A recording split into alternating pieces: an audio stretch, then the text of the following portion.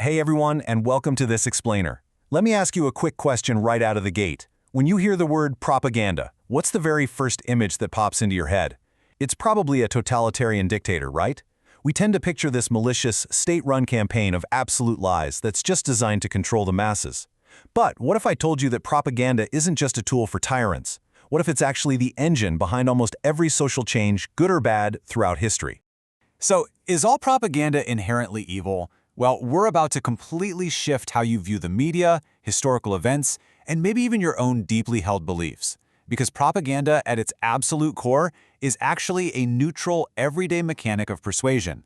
And today, we're going to trace exactly how these very same techniques evolved from the battlefields of global warfare all the way to the forefront of modern social movements. Okay, let's dive into this. Section 1. What is propaganda really? So scholars Jowett and O'Donnell define propaganda as a deliberate, systematic attempt to shape perceptions and direct behavior. But notice that key phrase in there, often bypassing reason. Philosopher Jason Stanley explains that propaganda fundamentally relies on something called semiotic manipulation.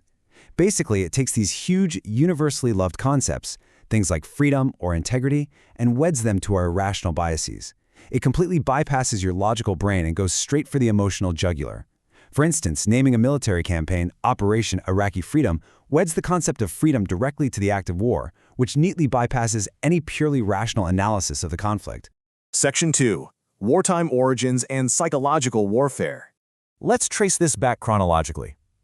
As early as 1876, we actually see systematic propaganda campaigns being used to urge immigrants to move out to California. Fast forward a bit to World War I, and governments are aggressively leveraging it to sell Liberty bonds, while simultaneously demonizing the enemy. They were depicting opponents as literal monsters, just to erode any sense of empathy.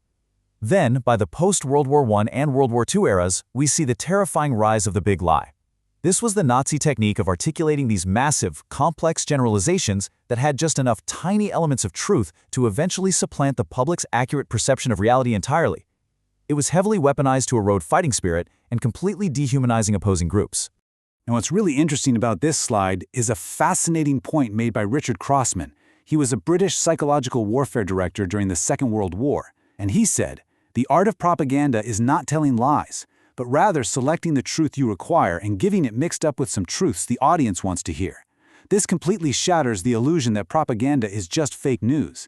The most dangerous psychological warfare actually relies on cherry-picking, not outright falsehoods. It's all about giving you a carefully curated slice of reality." Section 3. The Mechanics of Persuasion. Okay, let's rapidly run through how these cognitive traps actually work out in the real world. First, ad nauseum. That's the tireless repetition of a simple slogan until it just feels like truth. Then there's gaslighting, persistently denying facts to sow seeds of doubt in your own memory. The foot in the door technique. That's giving you a small gift to create a social contract obligation so you'll agree to a much bigger request later on. Beautiful people, attaching happiness, attractiveness, and success to a specific ideology or product. The fire hose of falsehood, rapidly and repetitively blasting messages across multiple channels without any regard for consistency whatsoever. And finally, the bandwagon effect, appealing to your natural desire to be on the winning side, basically framing a movement as an inevitable victory. These techniques are absolutely everywhere, and they are designed specifically to bypass your rational examination. Take a euphemism, for example. That's softening an offensive or harsh reality with an innocuous word. Compare that to a dysphaism, deliberately using an expression with a negative connotation to discredit or diminish a target. It is the exact same reality, but completely different loaded language. The words chosen for you literally dictate the emotion you are supposed to feel. Let's move to and see how this builds. Section 4. Propaganda in Social Movements. Philosopher Jason Stanley provides an incredible insight here. He notes, social movements need propaganda. Martin Luther King Jr. talked about the need for propaganda because you need to get people to reconsider their racist assumptions. This is a profound realization, honestly. Dismantling deeply ingrained irrational biases just cannot always be done with cold, hard logic. It requires appealing to emotions in non-rational ways, using art, emotion, and repetition to really shake people loose from their prejudice.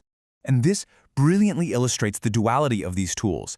Wartime manipulation appeals to fear and demonization to destroy enemies. Conversely, social movement propaganda appeals to emotion, art, and empathy to undermine racist or homophobic biases, objectively advancing things like civil rights and marriage equality. The mechanics, the emotional appeals, the cherry-picking of powerful narratives, the loaded language, they're practically identical. The tools themselves are neutral. The outcome depends entirely on the hands wielding them. Section 5. Protecting our democratic society. I want to connect directly with you for a second here. Think about the word cat. Just hearing that word probably gives you a warm, fuzzy feeling, right? Well, that is an association. Propaganda is simply the ongoing campaign of connecting neutral words to these deeply ingrained, irrational associations that you already hold. Your psychological associations are constantly being molded by literally everything you watch, read, and listen to. So how on earth do we survive in a world swimming in manipulation? Well, a healthy democracy requires a few key things. First, recognizing that propaganda is inevitable. Everyone uses it. Second, maintaining diverse associations. Third, embracing lots of different discussions. And finally, coexisting without seeing differing viewpoints as existential threats. You see, the goal isn't to somehow silence persuasion or strip language of its emotion. The goal is to allow a massive multitude of voices, from Orthodox Jews to atheists, from conservatives to liberals, to safely coexist, offering us different ways of living and thinking without destroying one another. So the crucial point is, if propaganda is everywhere, and if it's an essential mechanic for both dark manipulation and vital social change, are you controlling your associations, or are they controlling you? Thank you so much for joining me for this explainer. Keep asking questions, keep examining your media, and I'll see you next time.